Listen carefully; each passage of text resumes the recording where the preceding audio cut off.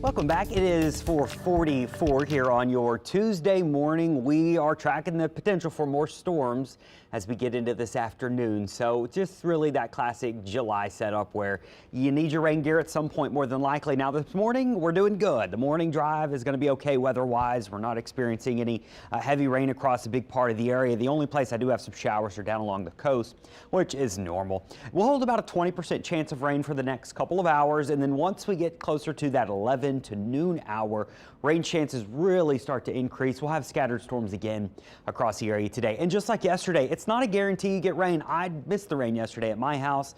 Over in Kenner, though, it was pouring down rain. Got caught in a shower out there. Leslie said she got rained on up on the North Shore. So it's that hit or miss nature of the storms, and that's why we have it at about 60%, not 100. But there is a chance. Notice this morning, showers are down along the coast. This is normal. We've got some just south of Terrebonne Parish, south of St. Mary Parish as well, south of Morgan City. We've got them off the mouth of the river, just some scattered showers, and these often do produce some water spouts in the morning, so it's always interesting to see what the people down here on the oil rigs get pictures of and send us in. So if you are watching us down there, I know some of you do on your phones and stuff, pretty cool, send it in to us. Something else we're going to be watching today, this big complex of storms, giant complex of storms really, that's diving out of Oklahoma. It's going to be moving towards the south and east here, and it's going to move into Louisiana later this morning. The big question on how much of that, or does any of that, make it to southeast Louisiana? There's a chance that it does. Now, before it does, we will probably see those more typical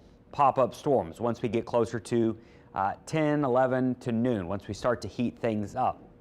Then that storm complex diving to the south, it will be weakening, but just enough of it may hang on and get here towards late afternoon, evening. So I'm going to keep our rain chances high even into the evening commute, 6, 7 o'clock, depending on what this complex of storms does. So that's something we'll be watching today. There is a low wind risk for severe weather. That main threat is going to be for gusty winds and some heavy rain. It doesn't look like a big hail event. It doesn't look like a tornado event, but certainly some strong winds sweeping across Louisiana are a possibility with that complex of storms coming out of Oklahoma. So something to watch there, especially if you're going to be outdoors this afternoon. Chance of rain eventually starts to drop off. I think by Friday, and then for the upcoming weekend, we'll just be dealing with isolated showers and storms. Can't mention this enough. Rip current risk is running very high right now. Simply put, do not get in the water. You can go to the beach, have a good time, but do not get more than your ankles in the water because rip currents are a real risk, and as we see many times, they are deadly. If you are out and about, if you're getting some sunshine, you may notice a slight haze in the sky. That is some of that Saharan dust. It's a very light layer.